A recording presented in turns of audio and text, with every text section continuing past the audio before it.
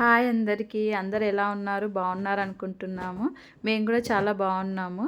ఈ వీడియోలో మీకు కనిపిస్తున్న డెకరేషన్, బెలూన్స్, లైటింగ్ ఇదంతా మా బాబు ఫస్ట్ బర్త్డే ముందు రోజు కేక్ స్మాష్ కోసం అని ప్లాన్ చేసాము. ఇంతకీ డెకరేషన్ ఎలా ఉంది?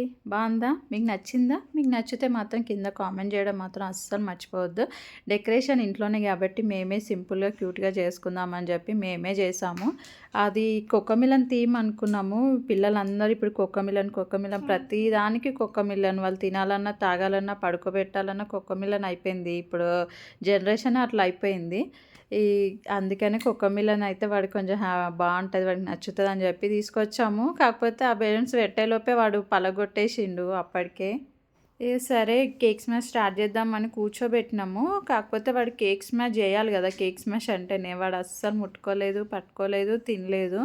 అసలు వాడు టచ్ చేయమని చెప్తే కూడా హ్యాండ్ తీసి దాని మీద వేస్తుంటే కూడా వాడు ఏడుస్తున్నాడు. ఇంకా అసలు ముట్టుకోను, వాడిది అసలు టచ్ చేయను అని చెప్పేసి ఇంకా ఏదో అంత డెకర్ చేసి అంత సెటప్ చేసి ఏదో మంచి మెమరీగా గుర్తుంటుంది కదా అని మేము అంత ప్లాన్ చేసినాం. బట్ అంత సక్సెస్ అవ్వలేదు.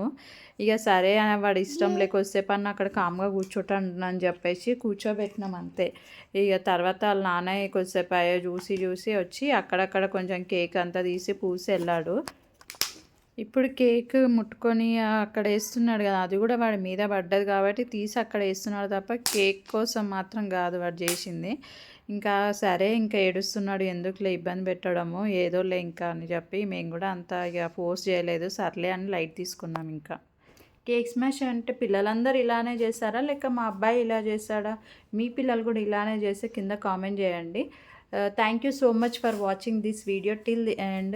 Please do like, share and subscribe to our channel. It's me Shriyan Reddy. Thank you. Bye bye. See you all in the next video. Bye.